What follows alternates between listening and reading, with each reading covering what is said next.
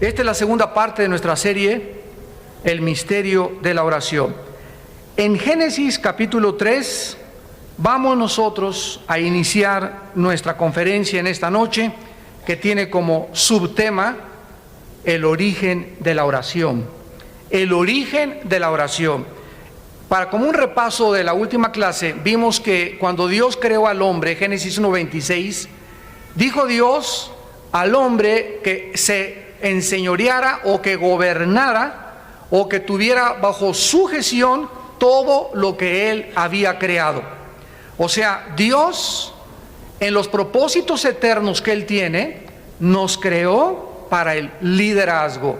Esta fue la introducción que tuvimos a la última conferencia. Dios nos creó para liderear, para dirigir, para gobernar. Por esto el ser humano, en lo más profundo de su conciencia, no quiere que nadie le diga nada, que nadie te dé órdenes, que nadie te mande. Nos es muy difícil someternos a la autoridad, y lo vemos desde la naturaleza de la infancia, porque traemos dentro de nosotros esta marca, este sello de Dios, porque no fuimos creados para ser gobernados, sino para gobernar. Por causa del pecado, cuando Adán y Eva fueron creados, ninguno gobernaba a nadie. Adán no le daba órdenes a Eva, ni Eva le daba órdenes a Adán. Los dos eran coiguales en la creación, en oficio y en posición delante de Dios. El pecado hizo que este orden se revirtiera y se volteara, y entonces por causa del pecado Dios pone al hombre como cabeza de la mujer, y a la mujer la pone debajo del hombre, en el sentido de no de que es inferior, no de que el hombre sea superior, sino en cuestión de oficio. Dice un dicho: donde manda capitán, no gobierna marinero. En el hogar no puede haber dos jefes. No puede yo decirle a los niños: no van a la fiesta, y la mamá dice: sí van a la fiesta, porque en ese momento les hacemos un daño tremendo a los niños. Si el papá dice: no van a la fiesta, la mujer cristiana tiene que someterse, y aunque sepa que es una injusticia, por causa de la bendición a sus hijos, debe obedecer a su marido en todo, excepto en las cosas en las que el marido la obligue o la trate de hacer, violar los mandamientos de Dios. Pero eso es otro tema de discusión.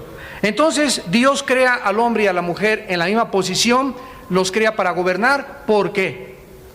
¿Qué no sabía Dios? Que iba a entrar el pecado y que no íbamos a poder ser gobernados, sino que íbamos a comenzar a aprovecharnos y a someternos unos a otros. De ahí surgieron los dictadores, los maridos abusivos, repito, los que vean a su esposa como una esclava, los gobernantes prepotentes, arbitrarios, que a través de toda la historia no han hecho más que robar y saquear a los pueblos y a las naciones.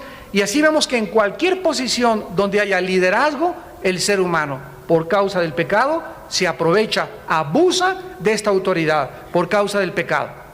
Pero la verdadera razón que se encuentra cuando Dios nos redime y nos rescata y nos regresa a la posición original que tenía Adán y Eva, es para que los cristianos ahora entendamos que al convertirnos en líderes otra vez, necesito comenzar a demostrar que realmente fui creado por Dios para gobernar, gobernando bien mi casa. Todos los varones necesitamos demostrar eso en nuestro matrimonio, que realmente mi primera oveja es mi esposo y los niños menores de edad.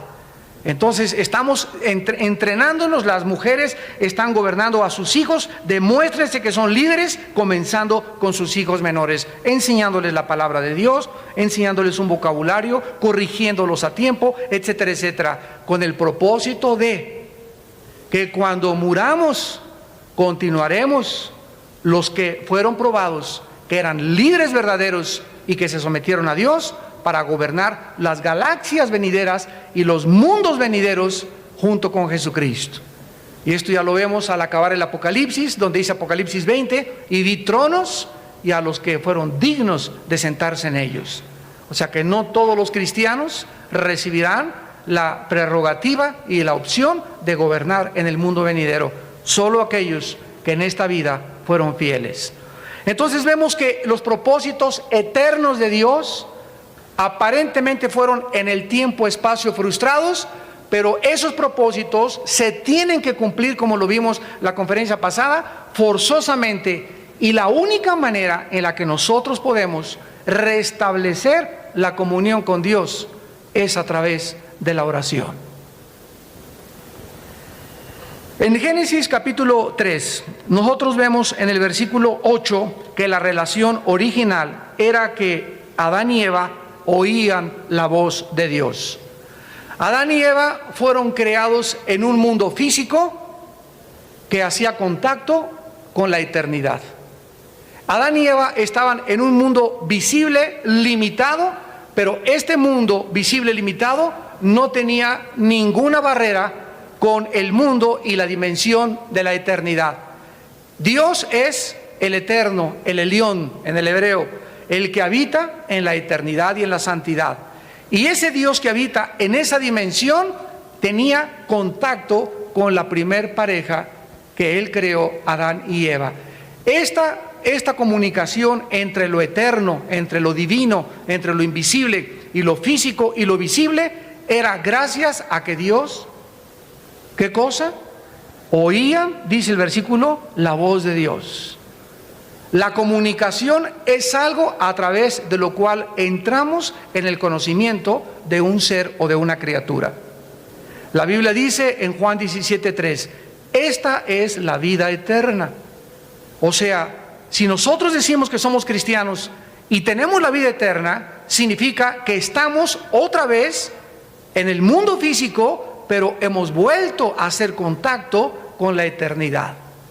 ¿Y qué es la eternidad? ¿Qué es la vida eterna dentro de nosotros? Que te conozcan a ti, al único Dios verdadero y a Jesucristo a quien tú enviaste. Entonces, ¿qué es la vida eterna? Conocer al Eterno. ¿Y cómo puedo conocer a nadie si no me comunico con Él? ¿Cómo puedo conocer a mi esposa si no tengo comunicación con ella? ¿Cómo puedo tener comunión con mi esposa? ¿Cómo puedo tener comunión con cualquier ser humano si no tengo compañerismo y amistad con Él? ¿Cómo conocemos a alguien? Comunicándonos y viviendo de cerca con esa persona. Por eso los jóvenes, ¿verdad?, les decimos, mira, tú en la escuela tienes, en primer lugar, tu novia, si es que tienes. Tu novia es una muchacha que entre las 40 que había, la escogiste para tener intimidad con ella, comunión con ella, platicar con ella cosas que a tus amigos ni siquiera les platicas. Entonces, después de tu novia sigue otro círculo, son tus amigos íntimos. Después tienes otro círculo que son tus amigos a los que, ¿qué hubo Pepe? ¿Qué hubo Juan? Y si te pregunto, oye, ¿qué sabes de Juan? No sé nada, nunca he ido a su casa, nunca hemos tomado café, no tenemos nada que ver. Pero los amigos son aquellos que son amigos porque has pasado tiempo con ellos. Has tenido la facilidad de comunicarte con ellos, has oído que su mamá es fulana de tal, has oído que el papá le pega, has oído que cuando eran chicos tenían estos traumas, has oído cosas a través de la comunicación, y esta es la relación que se ha establecido de amistad. Lo mismo pasa con Dios. ¿Cómo puedo conocer a Dios y saber quién es Dios si no me comunico con Él? Ahora, la oración es la forma en la que nosotros le hablamos a Dios. Y Él, ¿cómo se comunica con nosotros? Él escogió el medio, se llama la Biblia. La Biblia es el único libro a través del cual Dios le habla al hombre. Y si tú no pasas tiempo con la Biblia y no desarrollas el bendito hábito de leer la Biblia todos los días, ¿cómo puedes tomar decisiones si en la mañana no platicaste con Él ni le dejaste oír su voz a tu corazón?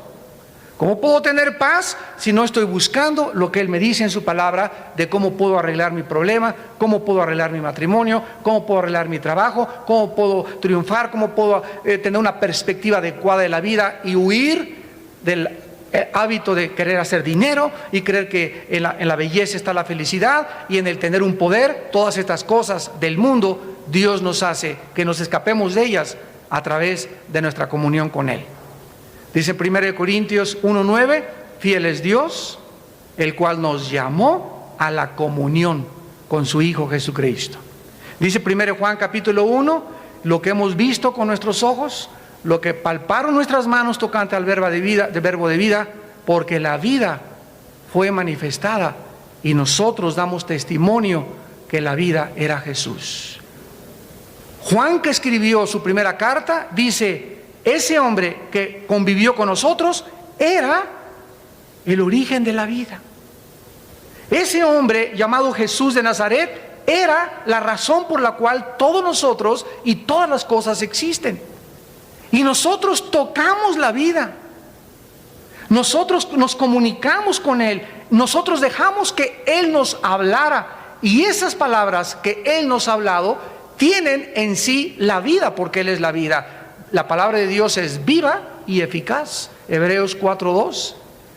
Entonces la palabra de Dios no es un libro como de William Shakespeare, un libro de literatura. La Biblia es un libro de filosofía común y corriente, sino que la Biblia contiene el germen, la semilla, el esperma de la vida de Dios. Dice Pablo a los Colosenses, le doy gracias a Dios porque la fe de vosotros se divulga por todos lados a causa de la esperanza que os está guardada en los cielos, de la cual oísteis por medio de la palabra del Evangelio que ha llegado a vosotros y tiene fruto y crece. O sea, la palabra de Dios, cuando la recibimos, no solamente se nos queda en la memoria, sino que produce algo dentro de mí que es la vida y la naturaleza misma del Eterno. Y oyeron la voz de Jehová, dice Génesis 3:8, que se paseaba en el huerto, en el huerto al aire del día. Y vemos nosotros aquí por primera vez que la desconfianza y el temor comenzaron a introducirse en el mundo inmediatamente después de que el ser humano le dijo a Dios, no quiero ser gobernado por ti.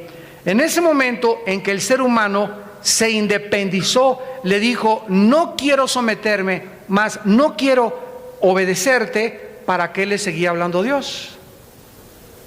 Dios no le puede hablar a rebeldes.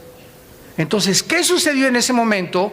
Que esa línea, ese cable con el cual estábamos conectados con lo eterno, dice la Biblia, que se rompió.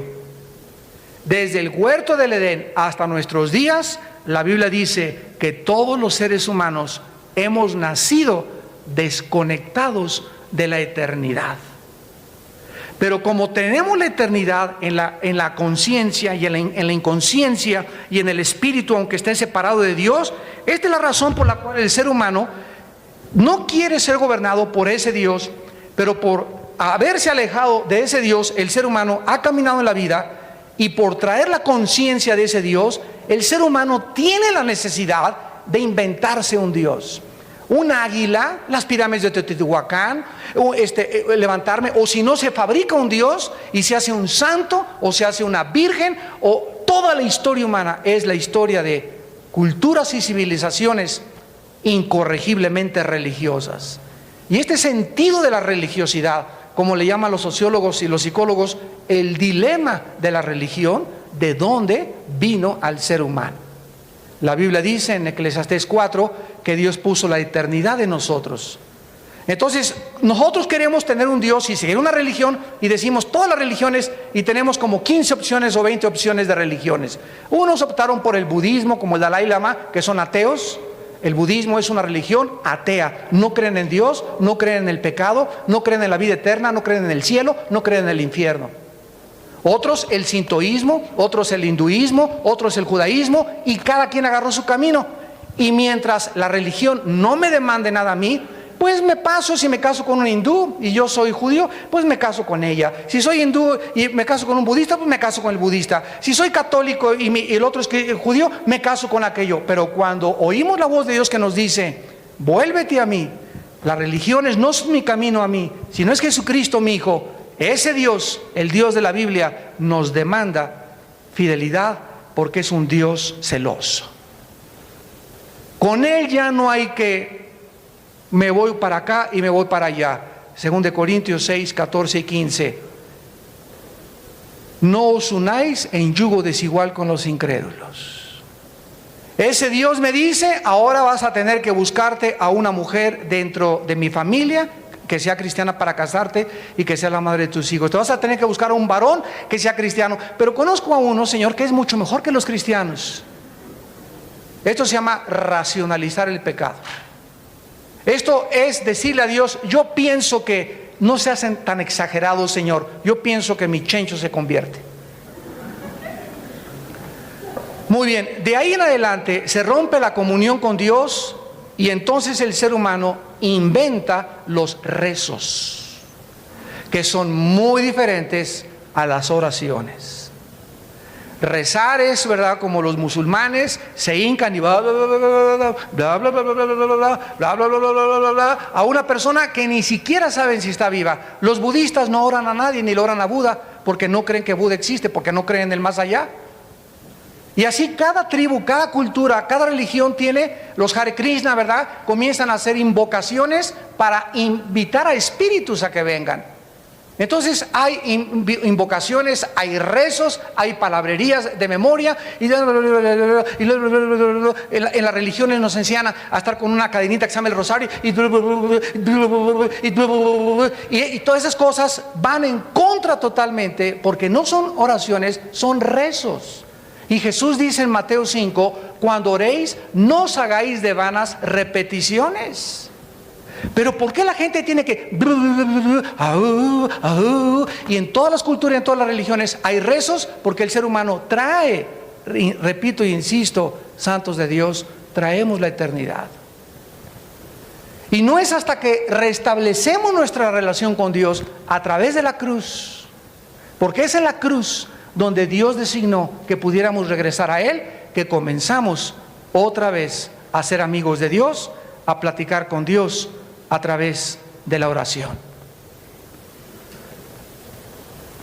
Muy bien, después de que el ser humano peca y se aleja de Dios,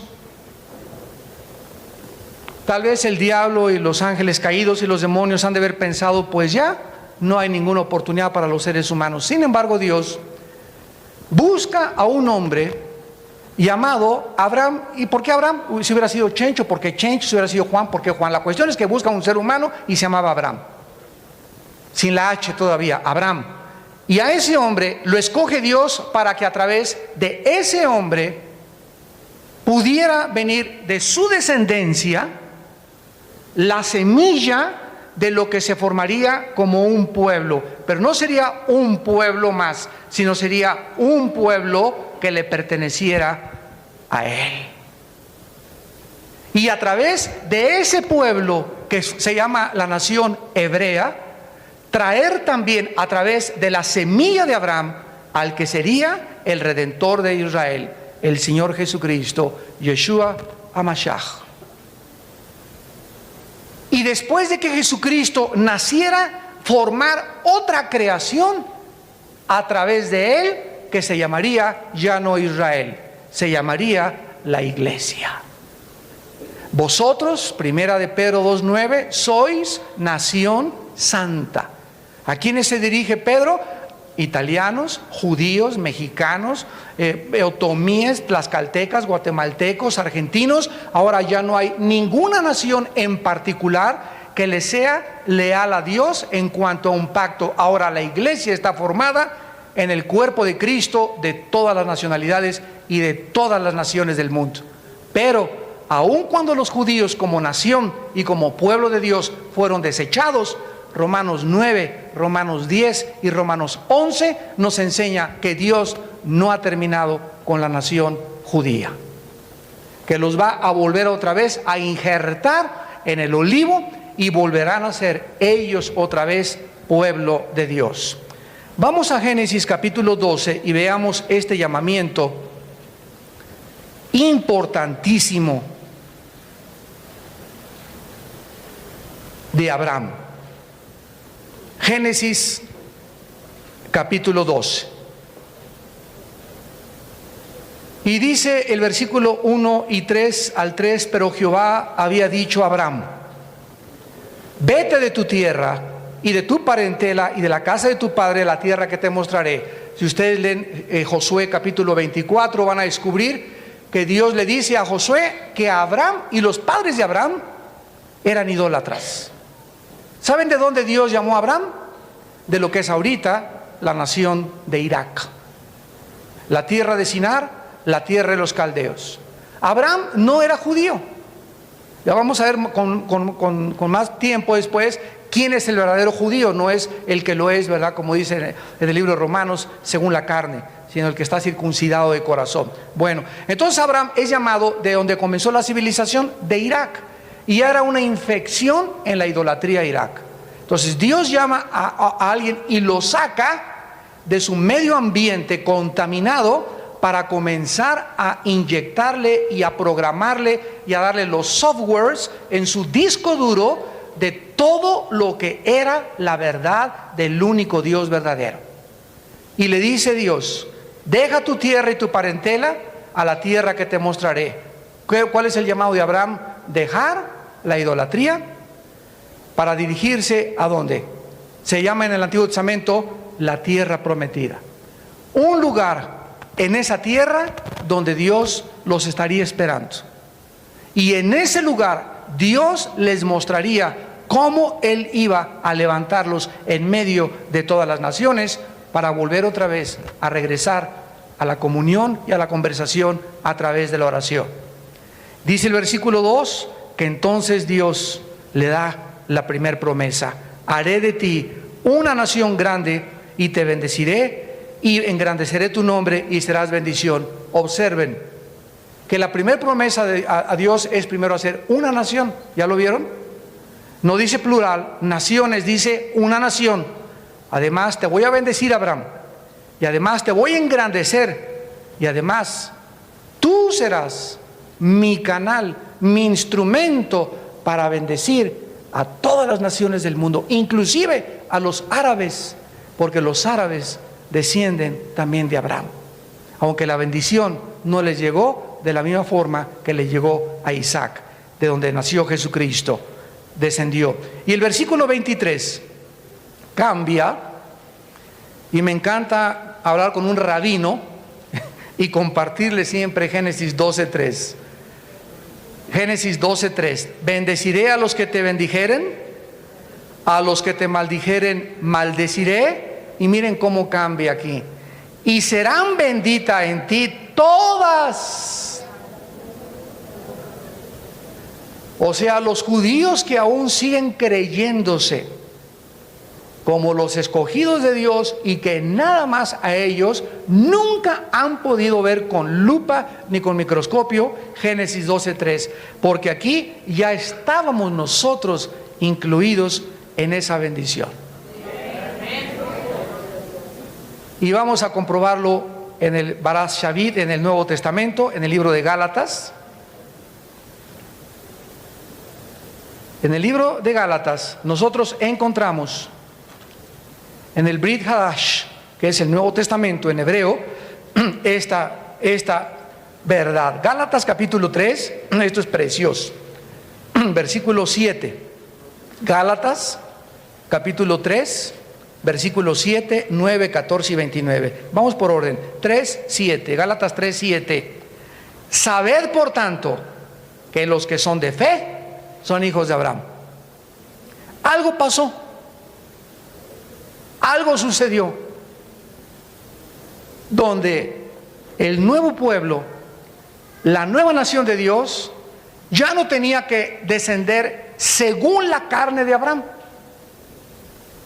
Ya no somos descendientes según el esperma de Abraham. Ahora somos descendientes porque ¿quién fue la última semilla de Abraham? Jesús. Él es la semilla prometida. Y cuando Jesús entra en mí, en esa semilla vienen todas las promesas que Dios le dio a Abraham. Gloria a Dios. El mes que entra te cae el 20. Al invitar a Jesús a mi vida, Jesús es la semilla de Abraham y en él vienen todas las promesas que se le dieron a Abraham, dijimos por 1000 generaciones o más generaciones. Entonces, al recibir a Cristo, las promesas que Dios le dio a Abraham me pertenecen. Son mías, son tuyas.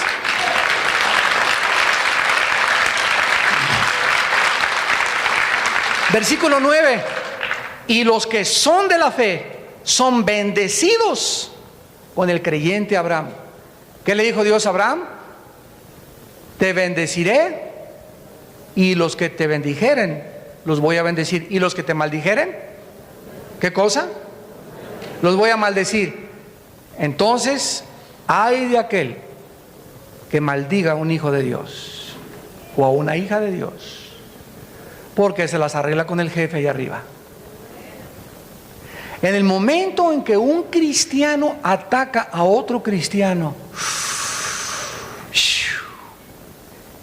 es como si aquí está mi papá y aquí está mi hermano, y yo llego y le doy un trancazo a mi hermano. Le digo, papito, te quiero mucho. Mira, mijito, me dice mi papá, realmente me demuestras que me quieres, ama a tu hermano, porque los dos son hermanos y yo los quiero a los dos. Entonces, mientras tú me digas que me amas y estás en pleito contra tu hermano, no me traigas nada, ni me traigas ofrenda. Primero quiero ver los que se reconcilian para saber verdaderamente que me aman. Cuidado cuando los cristianos atacan a otros cristianos. Esto implica que el cristiano, entre comillas, que se dice cristiano, que ataca o le lanza lanzas a hermanos en Cristo, no es hijo de Isaac, es hijo de Agar. Agar, que parió a Ismael, de donde viene, de acuerdo al monte Sinaí, la ley, y Sara es la nueva Jerusalén, la que dio hijos según la promesa. Y así como en el Antiguo Testamento el que era de la carne, Ismael, perseguía al que era del espíritu, Isaac, así también en el Nuevo Testamento los carnales persiguen a los espirituales. Sigamos leyendo aquí en Gálatas capítulo 3 y dice el versículo 14: para que en Cristo Jesús la bendición de Abraham alcanzase a los gentiles, o sea, a los que no somos judíos étnicamente. No necesito yo dejarme aquí mis churritos, ni ponerme la kipá, ni ir al Shabbat, ni a una sinagoga para ser judío, ni tengo que regresar al judaísmo, porque el judaísmo que se practica ahorita no es el de la Biblia, es el judaísmo rabínico. O sea que los judíos actuales y los rabinos que existen actualmente no siguen la Torá, siguen con más autoridad el Talmud y el Mishnah, que son interpretaciones del judaísmo con más de 300 mandamientos que le agregaron. Siempre que me encuentro un judío, ¿verdad?, y que me dice que me invita a las sinagogas, le digo, ¿dónde están tus sacrificios? El judaísmo, de acuerdo a Aarón y de acuerdo a Leví, era el sacerdote, tenía que ofrecer los sacrificios, y les pregunto, ¿quién es tu sumo sacerdote? ¿Dónde están los sacrificios? Si no hay sacrificios, no hay judaísmo. Porque la piedra angular y el núcleo del judaísmo bíblico es el sacrificio. Y son una religión que no tienen ya sacrificios. Se acabaron desde el año 70 después de Cristo. Entonces, todo esto es tan importante que nosotros lo sepamos para no atacarlos ni agredirlos, sino para ayudarlos, abrirles los ojos. Y para que tú no seas arrastrado, porque hay un movimiento tremendo ahorita en el mundo donde vente otra vez a la sinagoga, vente otra vez a la Jailá, vete otra vez aquí a adorar y guarda el Shabbat otra vez, y esto es regresar, y hay que volver a estudiar Gálatas a la ley. Y hemos sido hechos libres de eso, de guardar días de reposo, y que no celebres la Navidad, y que el Halloween, y que los días de los muertos, y todas esas cosas que pertenecen al antiguo pacto, de lo cual nosotros hemos sido hechos libres. Este domingo voy a predicar un mensaje que se llama Halloween, la fiesta de la brujería. El próximo jueves lo pueden conseguir, y voy a hablar de todas las raíces de la, entre comillas, inocente. Voy a vestir a mi niñito de duende, de diablito, de bruja, de Santo Tomasa, de San Cipriano, etcétera, etcétera. Y le vamos a poner a la casa telarañas y murciélagos, y todo esto no se imaginan qué trasfondo y qué raíces tienen. La semana que entra les recomiendo esta conferencia, Halloween, fiesta de la brujería. Regresamos a Gálatas 3:14, para que en Cristo Jesús la bendición de Abraham alcanzase a los gentiles, a fin de que por la fe recibiésemos la promesa del Espíritu. Dios le prometió a Abraham que vendría un nuevo pacto, y los que pertenecieran al nuevo pacto, que somos la iglesia, recibiríamos al Espíritu, la presencia, al Eterno dentro, la unción dentro de nosotros, el cual sería un sello. así como en el Antiguo Testamento, en Génesis 17, Dios selló a su pueblo con la circuncisión, y era la marca externa de que eran el pueblo del pacto de Dios. A nosotros ya no se nos obliga a circuncidarnos o guardar aquello. Ahorita el sello es el Espíritu Santo en nuestra vida. Dice Efesios 1, 13 y 14 que recibimos el sello cuando creímos en el Evangelio de Jesucristo. Fuimos sellados con el Espíritu Santo de la promesa. Y finalmente dice el versículo 29 de Gálatas 3: y si vosotros sois de Cristo, ciertamente linaje, la palabra linaje, apúntalo en el griego, es la palabra esperma, o semilla, o linaje, o descendencia. Cualquiera de estas palabras es sinónimo. Linaje, esperma, semilla, descendencia, quieren decir lo mismo. Somos la semilla, somos el esperma de Abraham y herederos según la promesa. Más tarde, Dios, después de que circuncida a Israel, etcétera, etcétera, nos vemos que ya comienza a crecer el pueblo a través de Isaac. Viene Jacob. No escoge Dios a Esaú, escoge a Jacob, y Jacob es el padre de las 12 tribus de las cuales se formaría la nación hebrea. Termina el Génesis con el libro con José orando, perdonando a sus hermanos, y encontramos a Éxodo, donde entra esta nación de la cual Dios había prometido que vendría la semilla. Entran a Egipto, y Egipto es el símbolo en la Biblia del mundo. Egipto representa al mundo. Faraón representa a Satanás. La tierra prometida, el reposo de Dios para su pueblo. Hebreos capítulo 4. Entonces entran en Egipto, y ahí Dios le había dicho a Abraham. Vamos otra vez a Génesis capítulo 15. Vean ustedes qué maravilla de precisión del cumplimiento de las profecías bíblicas. Dice en Génesis capítulo 15, versículo 1: después de estas cosas, vino la palabra de Jehová a Abraham en visión, diciendo: no temas, Abraham, yo soy tu escudo, y tu galardón será sobremanera grande. Abraham acababa de derrotar a los reyes de Sodoma y a los reyes paganos de todo el área de Canaán, y de rescatar a su sobrino Lot. Y Abraham estaba en un estado tal vez de angustia, de conflicto, diciendo: ¿cuánto tiempo me quedará de vida? Porque los reyes no se van a quedar así, me van a perseguir, y viene la vendetta, viene la revancha, viene la venganza. Y en ese tiempo, cuando Abraham se encontraba angustiado por sus enemigos, lo que le iban a hacer, vienen las palabras de Dios: no tengas miedo. Y es lo mismo que nos dice Dios a nosotros en esta tarde: no tengan miedo, pequeña manada, yo estoy con ustedes, yo soy tu escudo. ¿Sabes qué significa un escudo? Un escudo era algo que los soldados se ponían así, para que las flechas, antes de que me llegaran a mí, se encajaban en el escudo. Los protegía de las flechas y de los dardos y de las lanzas del enemigo. Cuando dice Dios que Él es nuestro escudo, me está diciendo: alguien que yo sepa que te quiere hacer algo, primero se enfrenta conmigo.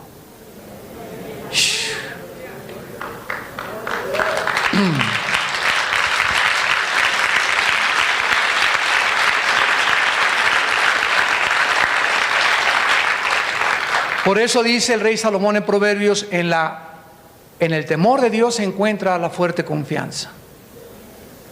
Ahora, yo no puedo vivir tranquilo en la vida si vivo en pecado. Pero si vivimos en santidad, no tenemos miedo de nada ni de nadie, porque Él es nuestro escudo. Por allá dice el Salmo 112: el hombre de Dios no tendrá temor de malas noticias, su corazón está firme, confiado en el Señor. Decía Salomón en el Salmo 27, 1 al 3: Jehová es mi amparo, mi fortaleza, mi luz, mi salvación, ¿de quién temeré? Aunque un ejército me rodeare, aunque mis angustiadores estuvieran tratando de Dios es mi fortaleza, mi luz, mi salvación. No temeré. Y esta actitud de confianza, de no tener temor en la vida, solo la podemos encontrar en la santidad. De otra manera, le estás metiendo a los chochos tranquilizantes, tequila, alcohol, mota, pericazo, peyote, mezcalina, éxtasis, drogas. ¿Por qué? Porque no tienes paz. Porque necesitas algo que te evada de la realidad por 4 o 5 horas, porque la realidad es tan dura para soportar en tus 5 sentidos que necesitas escaparte de esa realidad con anestésicos, que es la raíz de los alcohólicos y de los drogadictos. Quieren escaparse de la realidad del mundo que vivimos, porque el mundo real es demasiado duro para pelear. ¿Y por qué es duro? Porque están peleando en sus fuerzas. Y para estas cosas, ¿quién es suficiente? Bueno, vamos al libro del Éxodo, y ahí vemos que el pueblo es atormentado 400 años, Y entonces en el capítulo 3 del Éxodo encontramos el origen de la oración. El origen de la oración se encuentra en el corazón de Dios.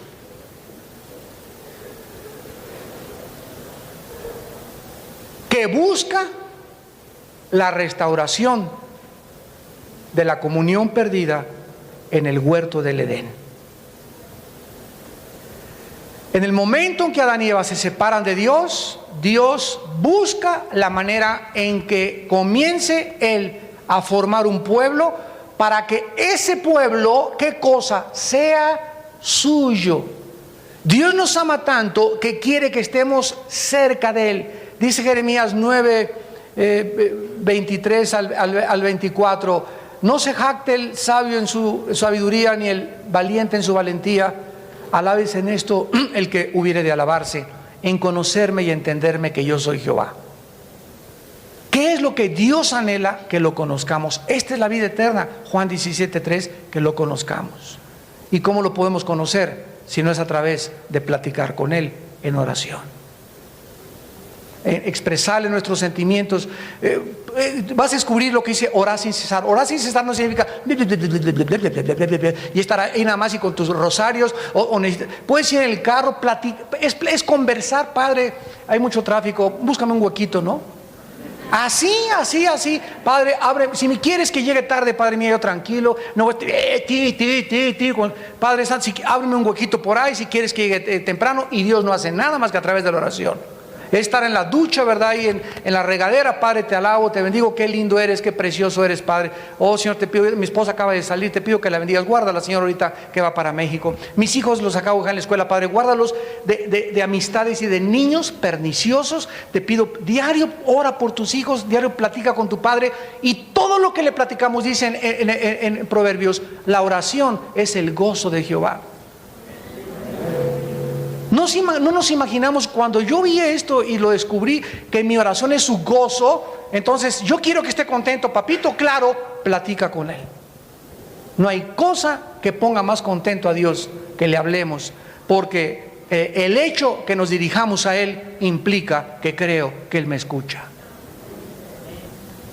En el libro de Éxodo, finalmente, después de estos 400 años que se cumplieron y que se le prometió a Abraham en Génesis 15 y en Génesis 17, finalmente Dios le habla a otro hombre para sacar a toda esta multitud que estaban como esclavos y sacarlos de Egipto y llevarlos a un desierto para comenzar el entrenamiento. Los domingos en el norte estamos viendo el libro de los Números. El libro de los Números es el entrenamiento de la iglesia en el mundo, ilustrada por el entrenamiento de los judíos en el desierto. Les recomiendo que compren la conferencia de los Números. Cada 15 días tenemos una conferencia nueva. Ahí Dios le habla a un hombre llamado Moisés. Vean ustedes cómo llama Dios a los libertadores, a los que son verdaderamente líderes. ¿Quién era Moisés cuando Dios lo llama? Moisés había sido educado 40 años en la cultura, la milicia, la educación, la intelectualidad, la historia, la geografía y todo aquello que pertenecía al imperio más grande de la antigüedad llamado el imperio egipcio. Vivía en su casa y tenía un closet como de 50 trajes Roberts, puros zapatos Jean-Pierre y Florsheim, carros BMW, Lamborghini, Mercedes-Benz, tenía doncellas, ¿verdad? La mujer que él quisiera, y además era el sucesor del faraón si el faraón se moría. Y Moisés estaba ante este esplendor, ante esta cultura que a cualquiera podría seducir. Y dice Hebreos capítulo 11 que Moisés rehúsa llamarse hijo de la hija de Faraón y voltea alrededor y ve un sufrimiento, y ve un desierto, y ve lágrimas. Y se llama el momento de la decisión. Moisés tenía que decidir, como tú y yo, si nos dejamos seducir por el mundo y creemos que el mundo nos puede dar más paz, que irnos a sufrir con nuestros hermanos en Jesucristo y ser perseguidos por la misma familia, por los mismos amistades, por el mismo gobierno, por las mismas naciones. Y tú tienes que escoger a qué amo quieres servir tarde o temprano, y a quién le quieres dar gusto y con quién quieres quedar bien.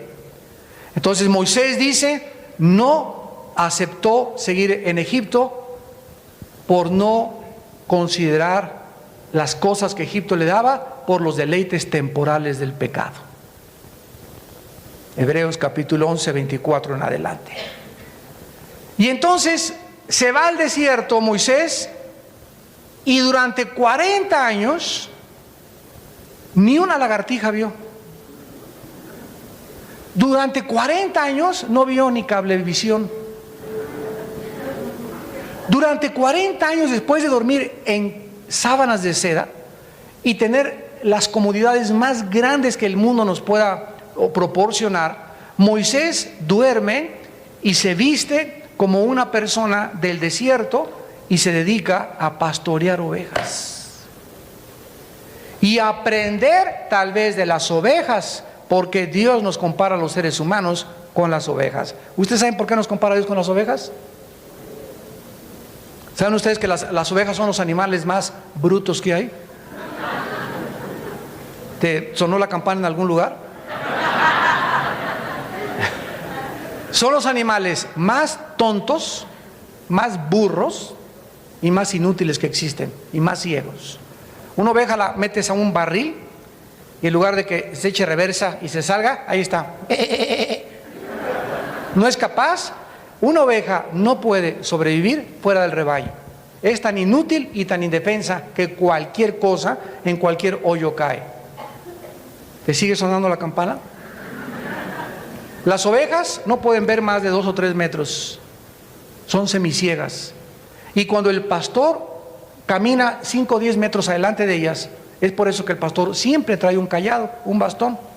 Entonces, cuando pasan por piedras, el pastor golpea las piedras. Y las ovejas no lo ven, pero lo oyen y lo siguen. Y nosotros a Jesús igual. No necesitamos verlo con los ojos físicos, lo oímos a través de su palabra y lo seguimos. Bueno,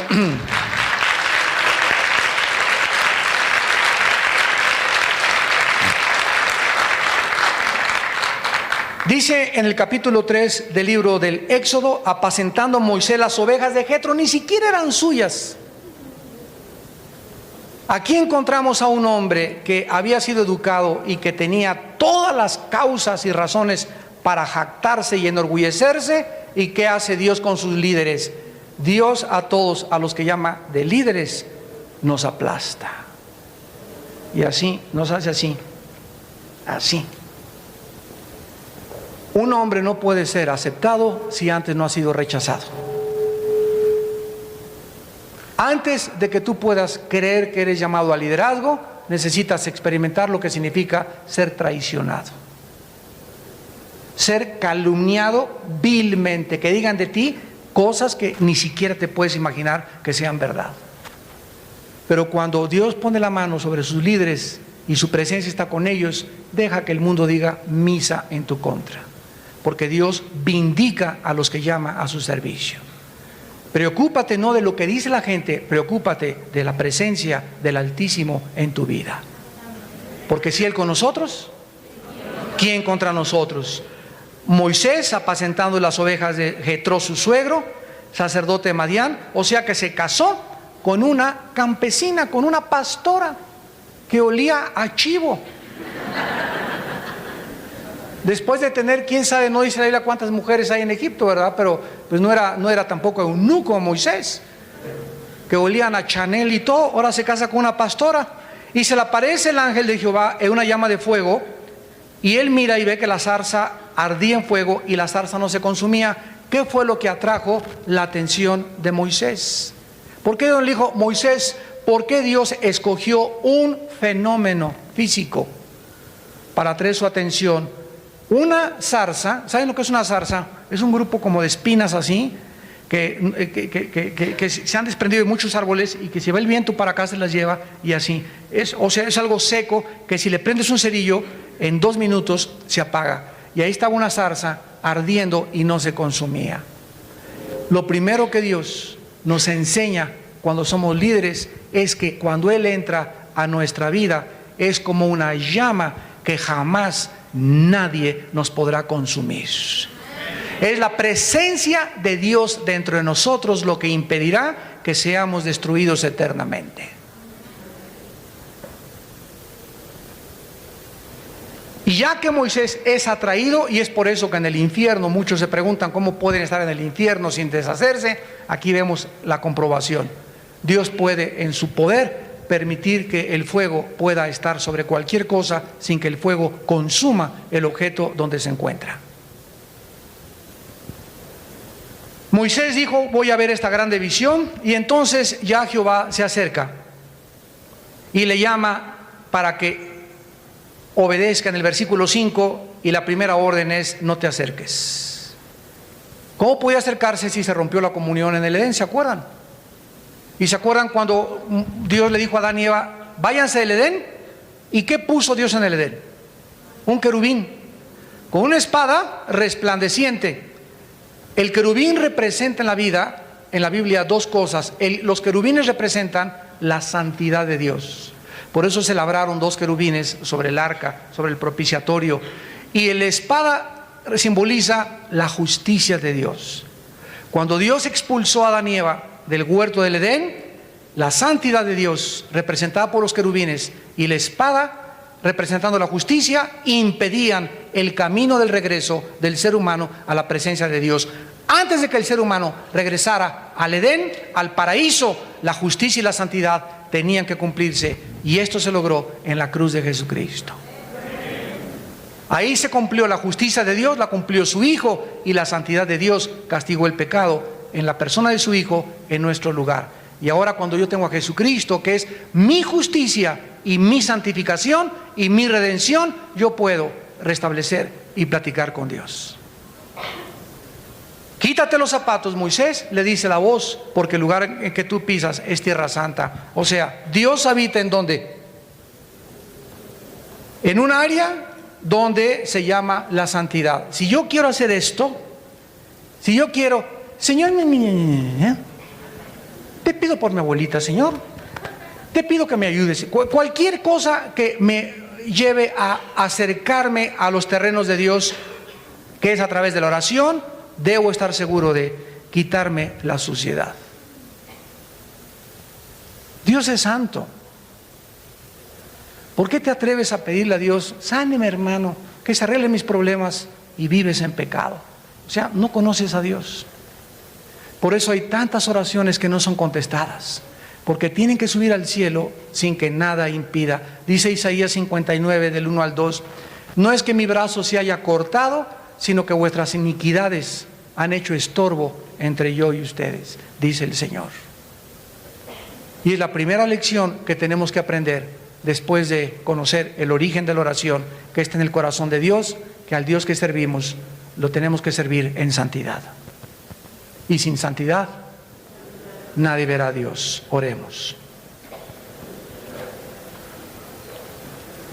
Señor, te damos las gracias por permitirnos el privilegio de conocerte y de dirigirnos a ti, no en nuestras justicias ni tampoco en nuestros méritos, sino en la justicia y en los méritos de tu Santo Hijo Jesús.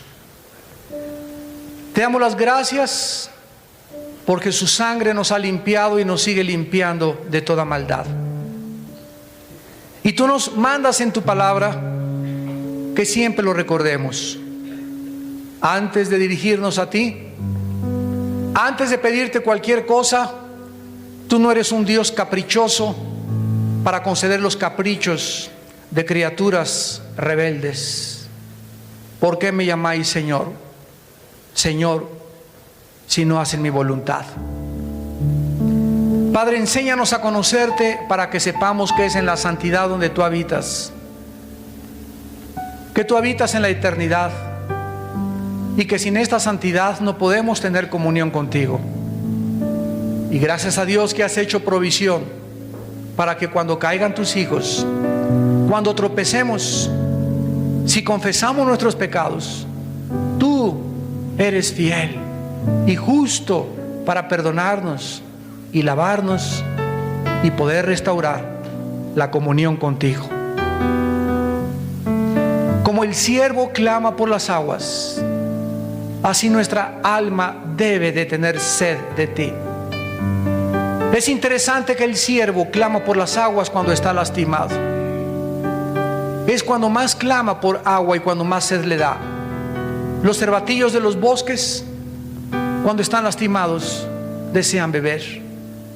Gracias, Padre, porque es cuando más debemos de buscarte. Cuando sentimos que tenemos muchos dolores y muchos problemas, ahí es cuando tú te quieres hacer real a nuestra vida. Ahí es cuando tú te manifiestas con tu poder a nuestra vida.